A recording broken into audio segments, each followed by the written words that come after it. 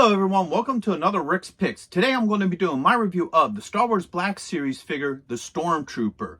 So what I'm going to do is I'm going to take a look at him in packaging, then I'm going to take a look at him and his accessories, and then I'm going to give you my thoughts on him. And just to also let you know, I'm also going to be doing a review of the TIE Pilot as well from the Black Series. So go ahead and check that video out. And just remember, if you do like either of these videos, go ahead and hit that subscribe button. It's a small click for you, but it really helps this channel grow. So, without any further ado, let's get to the review. Alright, so here he is in packaging. I love this classic look that they've been given to these 40th anniversary figures. Like, I love how they give them the classic card back. This one is actually for Return of the Jedi, which is real nice. I also like how they add the Kenner logo to it as well to give you that real nostalgic feeling. And then, you know, you got your clamshell here. You have your figure and its accessories. Spin them around this way. You still have that classic look. You see everybody else that's in this wave. And then you got all your legal down here. So, with all that being said, let's open him up and see what he's about. Okay, so here he is out of packaging. He's a beautiful looking figure. I love the detail to him. I love how they put all the little nuances and detail into his helmet. So let's give him the rotation. Also like how they put like all the ribbing and stuff in between his armor, which is really nice.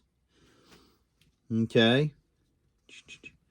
Also like too that this armor piece is actually a separate piece. So it's a loose piece on there.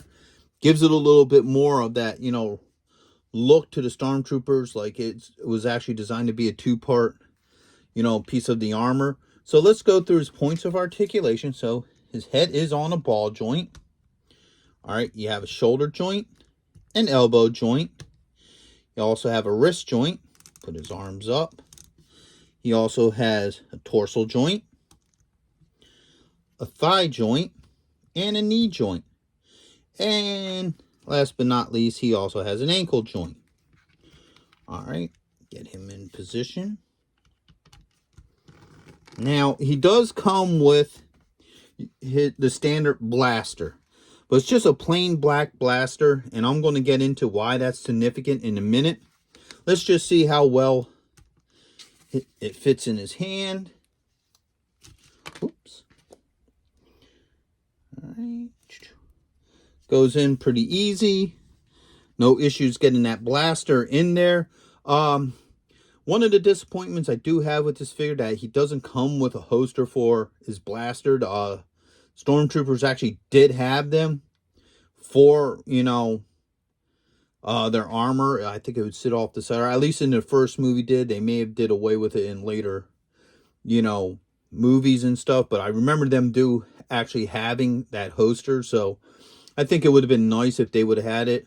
But now this is why I said specifically black blaster, because we also got the TIE Pilot here. All right. He comes with the blaster as well, but, all right, get him to stand. His has this, oops, stand. All right. But his blaster has this little piece of silver deco to it. And yeah, it's a minor thing, but it really gives it a pop. You know, and it's a little bit more screen accurate because they actually did have that little silver spot, you know, on the blaster. But just that little piece of deco, you know, really makes this guy pop. You know, the gun pop. All right. And the thing about it is, I would think that you would do something like that on the Stormtrooper because you're going to have him posed with the gun in his hand. So you take this one out and you put this one in there, you know, get him back on his stand. You know, that silver really pops. You know, it really adds just that little bit of flair to him. And most of us with the pilot will probably be keeping this in his holster. And that's the other thing. If he has this gun in his holster, because this will fit just as nicely in his, you wouldn't even see that little silver clip anyway. So I don't understand why they took the extra time to give the pilot that little bit of deco. And I know it's a minor thing, but once again, it just really, really goes better with the figure. It makes him have a little bit more of a pop that works a little bit better for him. So with that being said, overall, I do think he's a good figure.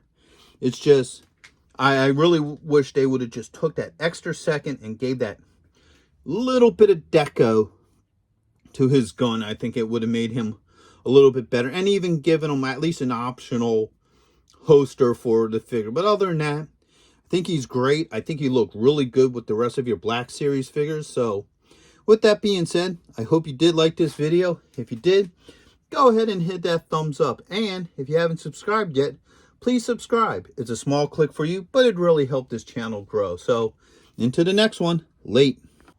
Hey, are you going to be in the Philadelphia area between September 9th and 10th? If so, check out RetroCon. It's affordable. They have lots of great vendors. There's going to be cosplay competitions, celebrities, and much, much more.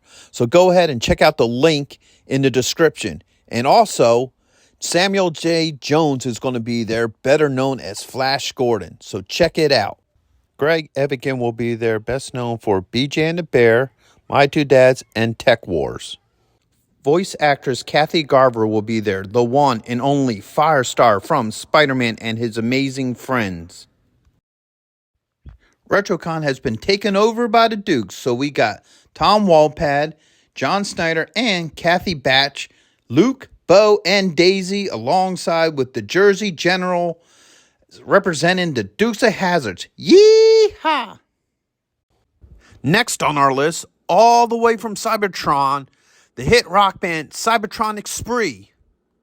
And check this out, the rare Hasbro Proton Pack as a raffle prize. Now you can't beat that.